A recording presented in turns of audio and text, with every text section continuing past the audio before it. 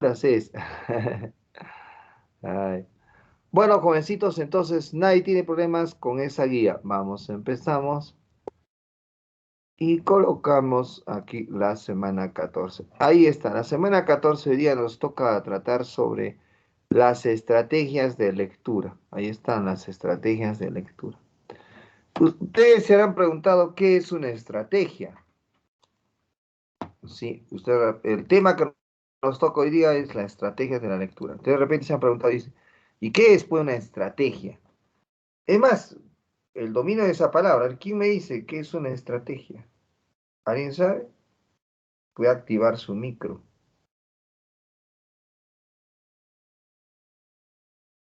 Nadie me va a decir qué es una estrategia. De repente alguna vez la han escuchado, dice, un gran estratega, Napoleón Bonaparte, dice. Otro que consideraba un gran estratega era Carlomagno. Bueno, y en la Segunda Guerra Mundial me acuerdo de un alemán, no me acuerdo, se me ha ido el nombre, que era un gran estratega, ¿no? Y que el mismo Hitler, no sé por qué razón, se lo bajó, porque, y al final ya empezó a decaer. No, no vamos a decir que sea el causal de este, me acuerdo, no me, ¿cómo se llama? Otus o Mandy, no me acuerdo, que tenía una, no sé, se me fue el nombre. Bueno, pero vamos al punto. ¿Qué es una estrategia?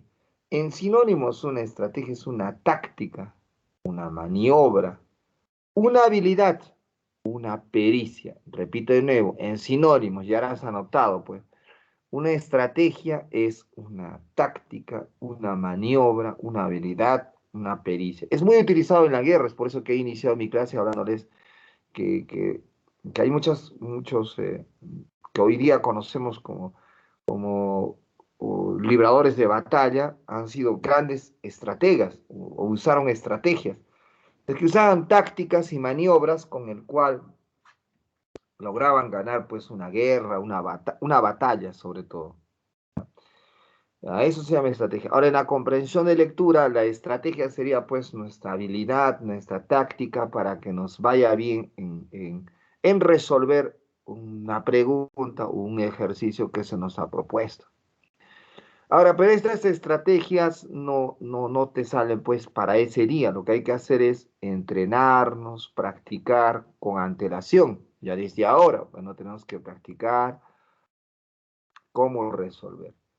La primera mm, estrategia que vamos a tomar en cuenta es antes de la lectura. ¿Qué hay que hacer antes de la lectura? Ahí lo estoy colocando.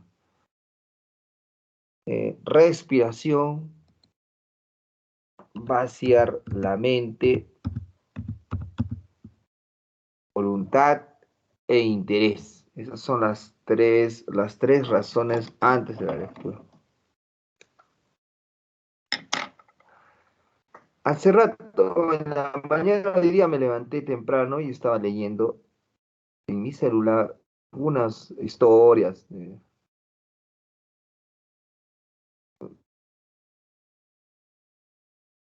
Algo que me llamó la atención, ¿no? Es que una persona que fue de un maestro Zen y quería que le enseñe su conocimiento. Entonces, esta persona va en el maestro Zen, le toca la puerta y dice, maestro Zen, quiero que me enseñe que usted es un sabio, ¿no? Y el maestro Zen le dice, ¿no? ¿Qué quieres que te enseñe? Bueno, le dice esta persona, ¿no? Yo quisiera que usted me enseñe un poco de dominio del cuerpo, que porque yo he leído que tal, le hablaba, pero de harto, y el maestro se le escuchaba, ¿no? El otro se, se enorgullecía inclusive de lo que sabía, ¿no? Y el maestro se le escuchaba, ¿no?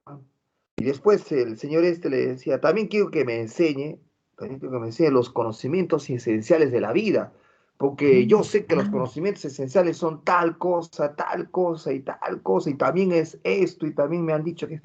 y hablaba, pues se lucía de sus conocimientos, porque tenía bastantes conocimientos. Entonces el maestro Zen le dice, bueno, vamos a tomar un té. Ya, ya, maestro, vamos a tomar un té. Y se sienta a la mesa y seguía hablando el señor que también quisiera que yo aprender otras cosas del bien y del mal, porque yo leí que el bien y el mal es esto y esto y esto, y empezaba a hablar. El maestro le puso una taza, empezó a servir el té, se llenó una taza y seguía echándole el té. Entonces el té se empezó a rebalsar de la taza y seguía echándole el té. Empezó a mojarse ya, o sea, a rebalsarse la taza y empezó a mojarse el plato que estaba, hay un platito que estaba debajo de la taza. Entonces la persona que quería que le enseñe, que hablaba harto, le dices, maestro, ¿qué está haciendo? Está botando el té. Y el maestro Zen le dice, así está tu mente, le dijo. Tu mente está llena de cosas. ¿Para qué me pides que te enseñe si todo se va a rebalsar como la taza de té? Si quieres de verdad que yo te enseñe, tienes que vaciar tu mente. Solo así aprenderás. Pero si vienes con la mente llena, no habrá nada que pueda enseñarte. Ahí está, en esta historia pequeñita, coincide mucho con lo que yo varias veces les he enseñado anteriormente a ustedes, ¿no? No puedes leer con la mente llena. O sea, si tú vas a ir a leer un texto y estás preocupado porque tu enamorada no te ha escrito, o tu enamorado no te ha mandado un mensaje, o estás preocupado que tu enamorado te vaya a engañar con otra, o que no has tomado desayuno, o que estás preocupado en la película o la serie que estás mirando en Netflix, o estás esperando a terminar la novela, no sé, bueno, cualquiera de estas cosas perturban tu mente, de tal manera que la lectura no te va a salir bien.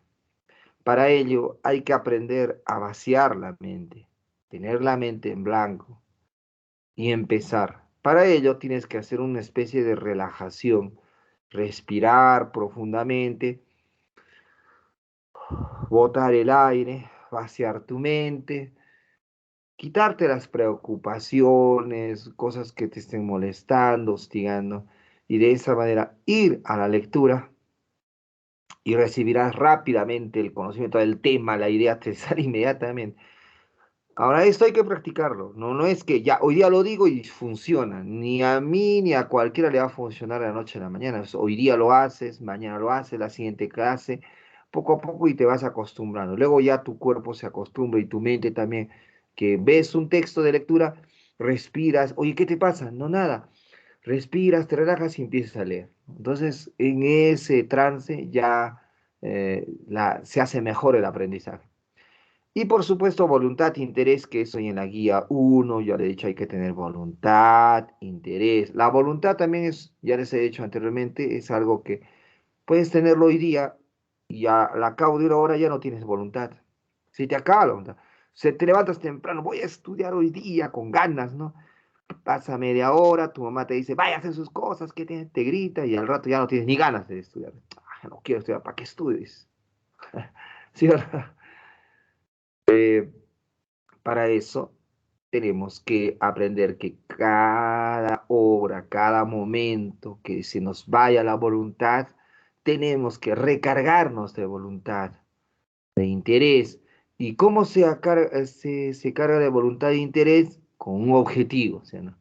Entonces tú dices, ya no tengo ganas, ya me grita, ya no quiero ni estudiar, dices, ¿no? Entonces, pero tú tienes un objetivo. Ah, no, pero yo tengo que ser un médico, o yo voy a ser ingeniero, yo voy a ser abogado. Ay, tengo que hacer mi carrera, man. Tengo que estudiar.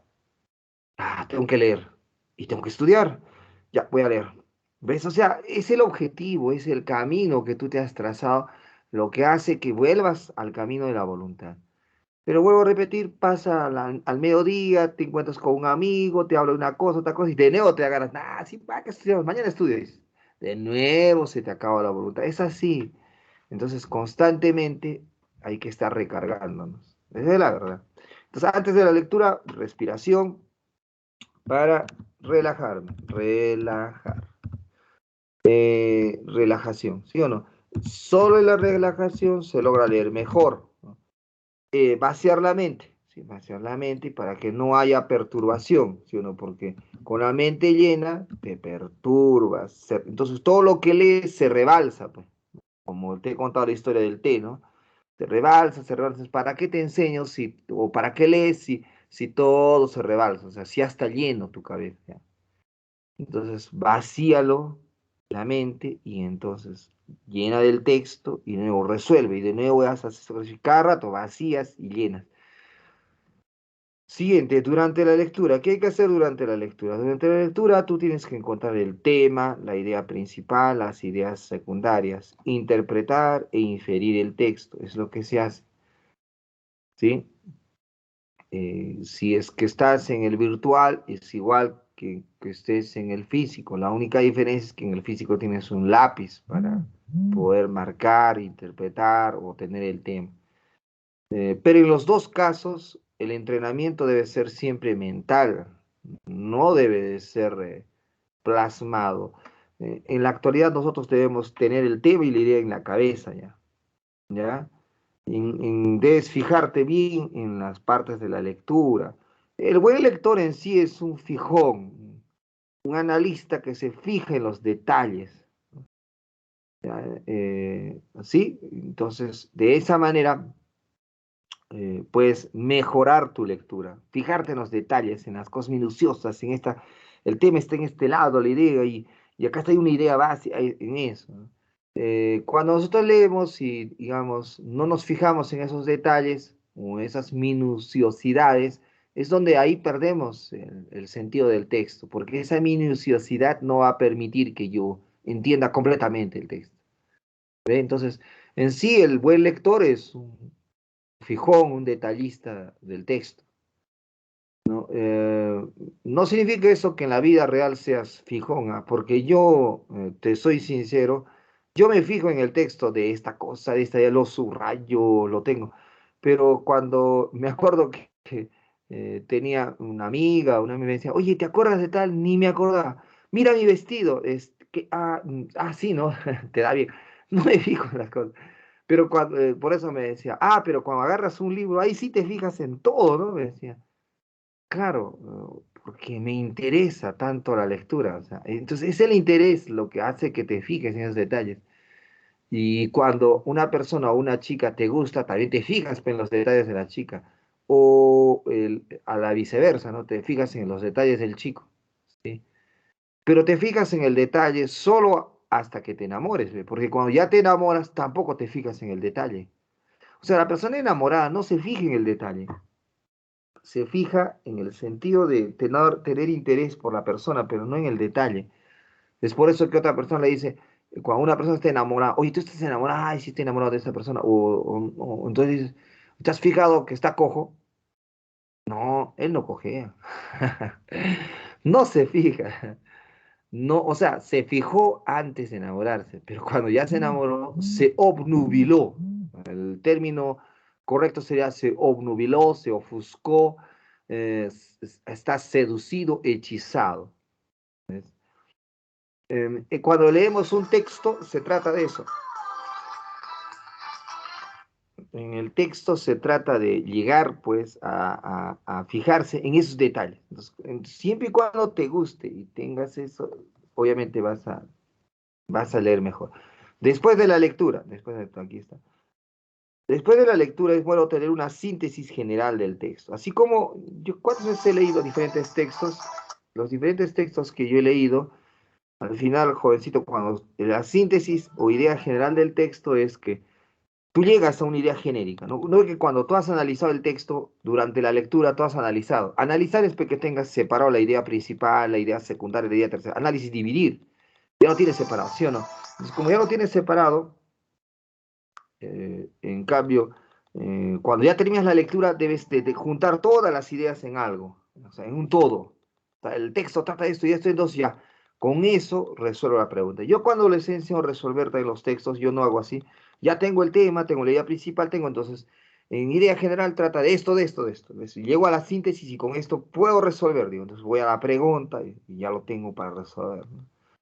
Ahora, estas tres son importantes en la lectura, el antes, durante y el después, para mejorar los últimos tips que tenga.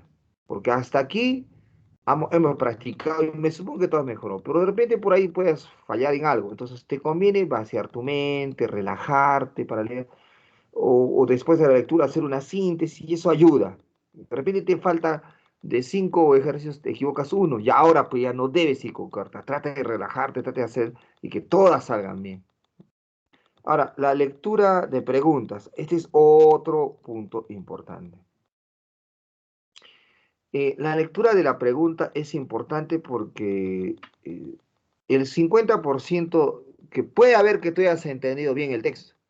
Y ya me ha habido casos muchos, ¿no? Hasta en particulares. ¿Cuál es el tema? Tal, profesor, muy bien. ¿Cuál es la idea principal? Tal. La idea secundaria es esto y esto. La idea tal, ya, muy bien. Ya, tienes la idea, todo, sea así, profesor. Vaya a responder la pregunta. Responde, la respuesta es la A, mal. No, pero ¿por qué? Entonces debe ser, profesor, la E, tampoco. La C, sí es, ya. Pero ¿por qué llegas a fallar si ya tienes el tema, la idea principal? Es que el otro problema está el 50% en estos test de comprensión de lectura. Esta es la pregunta. Recomendaciones. Entender la pregunta. Entender. No leas por leer. Entiende y verifica qué te está preguntando. ¿Qué quiere que pregunte?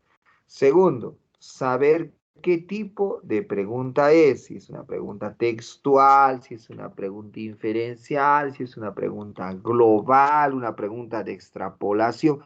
Eso también lo hemos practicado en varias guías. Yo he puesto, esta es una pregunta de tal, una pregunta de tal. Ahora, a estas alturas, tú ya debes de saber qué tipo de pregunta es. Tercera recomendación, responde lo que te ha pedido. Responde lo que te ha pedido. ¿Qué te ha pedido? Me ha dicho que ponga el sinónimo de esta palabra, pues pone el sinónimo. Me ha dicho que interprete eso, pues interprétalo. ¿Que quiere que le infiere? Infiérelo. ¿Me estás entendiendo? No te mecanices, porque también pasa que como hemos leído bastantes textos conmigo, con el otro profesor, seminarios, llegas a un momento en el cual te mecanizas también, pues. Te mecanizas, ya, tal, tal, dices, ¿no? Te responde, tal, tal, dices, ¿ves? No estás razonando, po. Y le digo, está fácil, ese texto está así. Y verificas, pero me he equivocado en dos, pero equivocarse en dos es pues mucho. Si la cuestión acá en la lectura es que no te equivoques, o sea, la cuestión era no equivocar, ganar todos los puntos para ingresar a la universidad. No era, bueno, me equivoco en uno y en este texto también en uno, y así va sumando dos, va sumando tres y la cuestión no se pone bien. ¿Ves? ¿Mm? Entonces, repito de nuevo, entender la pregunta, saber qué tipo de pregunta es y responder lo que se te ha pedido. Ahora, para llegar a la respuesta correcta, acá está. Como tú sabrás, los exámenes de los test de comprensión de lectura o en sí de las universidades de San Agustín u otras universidades, lo que más utilizan es las alternativas múltiples, ¿no? A, B, C, D, E, 5 alternativas. Estos tipos de alternativas múltiples crean distractores, o sea, utilizan distractores. ¿Eh? Los distractores son aquellos que son muy parecidas a las respuestas o tienen que ver mucho con el texto. Entonces, por lo general, lo que van a hacer es llevarnos a equivocarnos. Por lo tanto, lo que hay que hacer es leer bien y, y ver la alternativa y basarte en el texto, solo en el texto. 3 criterios puedes tener del texto: el contexto, la lengua y el tipo de texto. Con contexto y lengua nomás ya puedes resolver, salvo que haya una pregunta que sea muy complicada, de repente necesitas la ayuda del tipo de texto, como el caso si es un argumentativo quiere exhortar, quiere que tú cambies de opinión o que tú creas en él. Es diferente al texto expositivo que solo te dice los hechos, cómo se presentan o las situaciones de manera impersonal, ¿no? Entonces es distinto. Necesitas saber qué tipo de texto es, entonces para saber si está exhortando, está informando, está aclarando, está explicando, está creando un punto crítico, una situación de ambigüedad, etcétera, ¿no? De acuerdo a ello. Entonces, por esos criterios nada más, pero el contexto y la lengua es importante. El contexto, o sea, si yo tengo una alternativa que posiblemente sea la respuesta y tengo otra que posiblemente también podría ser la respuesta, lo primero que tengo que hacer es mirar el contexto del texto, que es el marco del texto. No debo salirme de allí. Saber qué lengua ha utilizado el autor, si es una lengua técnica, es una lengua culta o es una lengua coloquial, que es lo que más se utiliza en los textos, es la coloquial, la culta y la técnica. Porque lo popular, eso casi no es utilizado en los textos de los exámenes. Revísenme cualquier, no, no viene, pues. Ahora, en la práctica nosotros podemos poner, pero de coloquial para arriba se usa. Coloquial cuando son textos más informativos, ¿no? Y culto cuando son textos de filosofía, de lingüística, de historia, ¿no? Y técnico cuando son más, digamos, de medicina, de anatomía, de química, de física. Usan más lenguaje técnico. Claro, porque si va a hablar del COVID, no va a decir, pues, el COVID-19, dice el SARS-CoV-2-19, así no usa, ¿no? El SAR, ¿no? Pone. Y cuando te va a hablar en lenguaje coloquial, dice, tengo una gripe, o tengo un resfrío, dices, ¿no? Eh, y cuando ya es en medicina, lo cambia, pero no va a decir, tengo un resfrío, no utilice ese término, ¿no? ¿Ya? Ahora, cuando es culto, tengo que utilizar otro término. Entonces, eso me puede ayudar para aclarar si es que puede ser la A o la C, verificar bien la alternativa y ver qué lenguaje utilizado o qué palabra está utilizando. Y puede cambiar, pues, porque si yo digo tengo tos, es distinto a decir tengo carraspera o diga soy flemático, ¿no? Son distintas palabras, o sea, o cuando dice va a adornar, va aderezar, son sinónimos. Aderezar, adornar son sinónimos, sinónimos de acicalar, ¿no? Pero, ¿cuál marcaría como respuesta? Depende del contexto, porque si es adornar, tú le vas a colocar elementos superfluos a algo. Adornar, si en una persona adornar es que yo me ponga aretes, anillos, ¿no? Y aderezar no podría ser aderezar en una persona, ¿no? Aderezar tendría que ser a un elemento tercero, que puede ser un, un estofado, un caldo, una sopa, un preparado, un ungüento, no sé, un jarabe, ¿no? Ahí le puedo aderezar. Un jarabe, por ejemplo, ¿no? Está ácido y le pongo dulce, ¿no? O al yogur que le pongo azúcar, ¿no? O al estofado que le pongo hongos y laurel, no sé. O al arroz que le ponga, no sé, a ver, pimienta de olor, ¿no? Etcétera. ¿Ves? Ahí no voy a poner el término, no voy a utilizar el término adornar, porque en todo caso no lo estoy adornando, lo estoy aderezando, etcétera. Y así hay muchísimos términos. Entonces, es el contexto el que te va a decir el tipo de lengua que está utilizándose, de acuerdo a ello, resolver. Ya, esas son las recomendaciones estratégicas para que usted resuelva. Sobre todo, leer, relajarse y leer. Porque si tú te precipitas, el problema, uno de los grandes problemas es que también es psicológico esto. No vas a un examen y sabes que tiene una cantidad de preguntas, una cantidad de tiempo, entonces ya tú ya te estás preocupando por el tiempo, ¿no?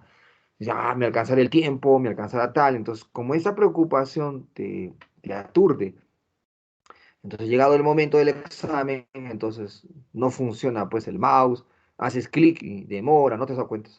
En el físico, el lápiz se le rompía la punta, profe, el lápiz se rompía uno de punta, pero no te has dado cuenta que tú ya estabas nervioso, tu cuerpo estaba endurecido, tus músculos estaban más rígidos, porque de repente tienes pánico a un examen. Tú puedes decir, no, profe, no tengo, dices. ¿Cuántas personas me han dicho eso? No, no tengo. Ya, yo les decía, ¿no? Y me acuerdo que yo he hecho varios experimentos en la academia, ¿no? No, no, que profe, ¿quién tiene miedo? O sea, ya, a estas alturas no se tiene, ya, muy bien. Y de pronto no decía nada, ¿no? Y venía, digamos, a otra hora, el profesor me decía, reemplázame. Ah, ya, con mucho gusto le reemplazaba. Yo entraba y decía, muy bien, jovencitos, el profesor, no ha venido el profesor ya. Entonces he venido a reemplazarlo. Ah, ya ve, profe, ¿qué tal? ¿Qué vamos a hacer, profe? No, no vamos a hacer nada, le dije. Vamos a tomar una evaluación. Quiero que pongan, les daba una hojita, quiero que me lean ese texto y me marquen la respuesta correcta y me colocan su nombre y su apellido. Así no. No, pero usted no ha dicho nada, pero ¿por qué tengo que decirles? Si comprensión de lectura no se tiene que estudiar, o sea, no, no tenías que estudiar mañana para hoy. No, que esto no querían poner su nombre. Mira, de 40 personas que estaban en la clase, en la academia, de 40 solo ponían 32 su nombre. Los otros ponían JM, JP y había como 4 o 5 que no querían poner su nombre. A ver, dime por qué. Te pregunto por qué. Si estamos estudiando, ustedes me conocen, ¿por qué no ponen su nombre? ¿Saben por qué no ponen su nombre? Porque tienen miedo. Y no quieren reconocer. O sea, de 40 hay unas 10 personas que tienen miedo. Ahora, de las 30 personas que han puesto su nombre, su apellido y todo, me presentaron y había muchos desaprobados. O sea, aprobaban solamente 7, 8 personas. De una clase de 40. ¿Te das cuenta? O sea, hay miedo. Lo que pasa es que a veces no queremos tampoco reconocer el miedo y a veces pensamos que negando el miedo es mejor. Y no es pues mejor. Lo que primero que hay que hacer es, y te lo puede decir si quieres un psicólogo, a aceptar que tienes miedo, que es normal tener miedo. Todos tenemos miedo. Yo también si me dicen, chino, ahora mismo te sales en televisión, así como estás, ¿qué? ¿Cómo? Ah, me da miedo. O sea, ¿qué voy a decir? ¿Cómo voy a decir? Obviamente que me va a dar miedo. ¿Acaso no? O chino. Pero si tú eres viejo chino, tienes el doble de edad, o sea, ¿cómo vas a tener miedo? Sí tengo miedo. Se me sudan las manos, empiezo a transpirar. Y se va a notar también en mi cara. Pero la cuestión es superarla, o sea, aceptar, ya tengo miedo, voy a respirar profundamente, voy a tomar un poco de agua, voy a hacer esto, o sea, hacer actividades en el cual superes esa situación. Inmediatamente tu cerebro pensar, ¿qué voy a decir? Si me ponen a mí en televisión, diga, ¿qué voy a decir? Voy a empezar con esto, voy a hacer superarlo, ¿ves? O sea, no es negarlo, es aceptarlo y superarlo. De eso se trata. ¿No? O sea, no, no tengo, otros hacen, no tengo miedo, a mí no pasa nada, yo no tengo miedo. No tienes miedo, simplemente por repetir, no tengo miedo, no pasa nada, no tengo miedo, no pasa nada, ya estás con los nervios hechos de punta, ya tus manos están rígidas y ya estás mal. O sea, no, no puede haber una persona que me diga, no, es que pasó chino, de esa manera supero mi miedo. ¿Cómo, cómo? No tengo miedo, no pasa nada, no tengo miedo, no pasa nada. Pero si ya, ya estás peor, no, no se trata de eso. Se trata de hacer otros ejercicios que te relajen. No de decir, no tengo miedo, no pasa nada. ¿Se entiende? Bueno, entonces, jovencitos, de eso se trata. Entonces, aceptar y superar y hacer ejercicios. Uno de los ejercicios es la respiración. Bueno, no me alcanza para más. Vamos a trabajar esta práctica que está acá. Texto uno, práctica propuesta, texto uno. Ya lo están leyendo, jovencitos. Salvo que alguien tenga una pregunta, me lo puede hacer. Estoy revisando el chat. Si alguien tiene una... No, nadie te preguntas. Listo, jovencitos, están trabajando el texto uno. Le doy tiempo.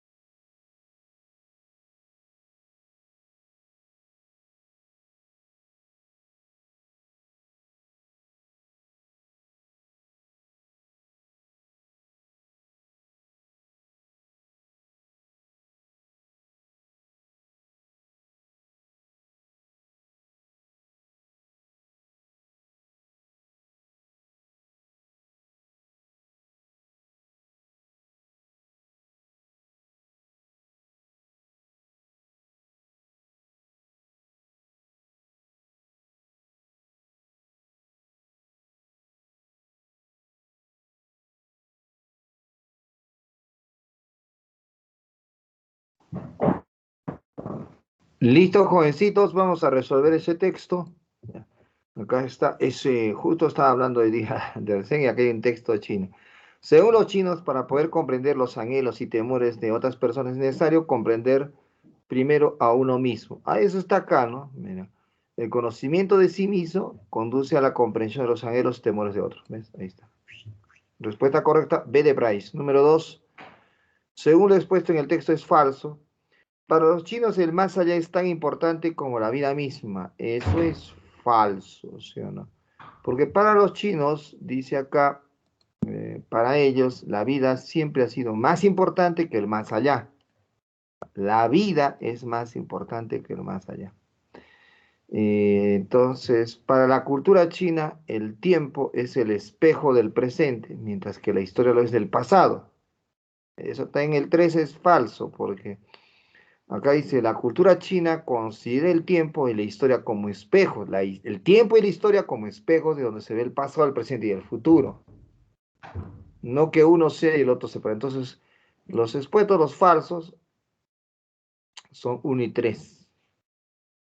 Se desprende del texto que Confucio, filósofo nacido en el año 551 a.C., se desprende, dice acá, ¿no? Eso es una pregunta diferente. ¿Qué podríamos desprender? Que contribuyó decisivamente en la configuración de la cultura china. ¿De dónde la ha inferido eso chino? Eso lo he inferido cuando dice que acá el conocimiento de sí mismo conduce a la comprensión de anhelos y otros. Esa es la idea de Confucio. Pero luego dice quien dejó huellas profundas en la cultura china. O sea, su conocimiento de de Confucio marcó a China. Entonces yo puedo deducir, contribuyó en la configuración de la cultura china. ¿Qué tipo de texto es lo anterior? Texto expositivo, ¿no? Pues solo hay hechos, pues no hay opinión, si está bien, estará mal, qué hará pues ese tío. Solo son hechos, hechos, hechos, ¿no? Se convierte en el factor de equilibrio. Bueno, respuesta correcta, expositivo. Si alguien tiene alguna pregunta, alguna duda, por favor me dice. Si no, nos vamos al texto 2.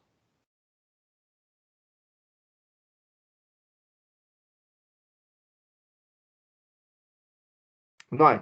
Todos entonces con el texto 2. Texto 2.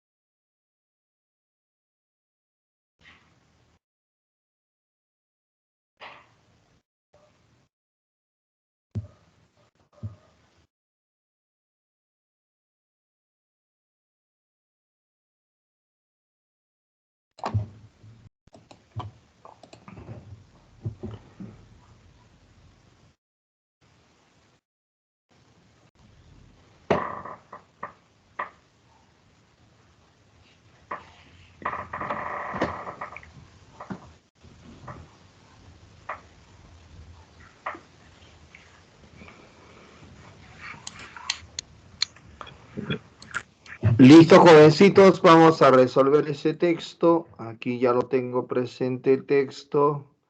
Este es un texto interesante, ¿no?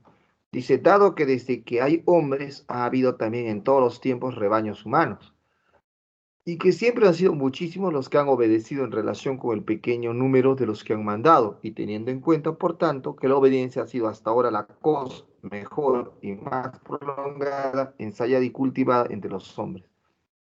Es lícito presuponer que, hablando en general, cada uno lleva ahora innata en sí la necesidad formal que ordena, se trate de lo que se trate, debes hacerlo incondicionalmente o abstenerte de ello incondicionalmente. Esa es su idea principal, todo eso. Pero cuando la idea principal es muy extensa, es una tesis, pues esta es una hipótesis. Por eso dice, dado que. Bueno, entonces, pero si lo resumimos, lo que me está diciendo es que el hombre obedece porque se le ha hecho innato, pero es algo que lo ha practicado, lo ha cultivado por años. Tanto así que hoy en día ya obedecer es parte innata del hombre. Esa es su idea. Nada más esto. En dos palabras, tú debes, dice. Es necesidad intensa de cada uno tal día. Esto decía que en la actualidad obedecemos. Pues. Eso significa que hay una necesidad de obedecer a alguien, ¿no? Bueno, con eso puedo resolver. Mira, el tema básico que el autor desarrolla en el texto, ¿cuál es? El carácter innato de la obediencia. Nos ha dicho que es innato ya. No cuestionamos, obedecemos. El autor atribuye la necesidad de obedecer que muchos tienen al hecho de que ha sido practicada, cultivada por años y siglos, hasta tal punto que hoy día ya es parte de nosotros. Es una actitud sensata y se cultiva en forma continua. Ahí está. Uy, no, no quiere obedecerme, no quiere. Ya, ahora sí, ya está. Entonces, respuesta correcta, B de Price. Siguiente. En el texto, el término cosa puede ser reemplazado. Acá yo le he puesto de rojito y dice, y teniendo en cuenta, por tanto, que la obediencia ha sido hasta ahora la cosa mejor y más prolongada, ensayada y cultivada, si es ensayada y cultivada debe ser acá practicada, pues. Ha sido hasta ahora la práctica mejor y más prolongada, ensayada y cultivada. O sea, es algo que se ha practicado tanto que ya se ha hecho parte de nosotros. Respuesta correcta, la D. El enunciado incompatible con el texto sería la D. El instinto de obediencia es rechazado por la sociedad. Falso, no es rechazado. Al contrario, es asumida. La sociedad obedece que ha sido practicada y ha sido activada por tus papás. Tu papá te dice, cuando yo hablo, cuando yo te diga que haga, me obedeces. ¿No? ¿A quién te crees? Respeta a tu papá. Entonces, se activa y lo practicas, tanto así que hoy día te digo, otra vez y obedeces, salvo que incondicionalmente no lo quieras hacer, ¿no? Por alguna situación o motivo que también puede haber casos. Muy bien, la respuesta corta sería la de, ¿alguna pregunta que quieran hacer de este texto?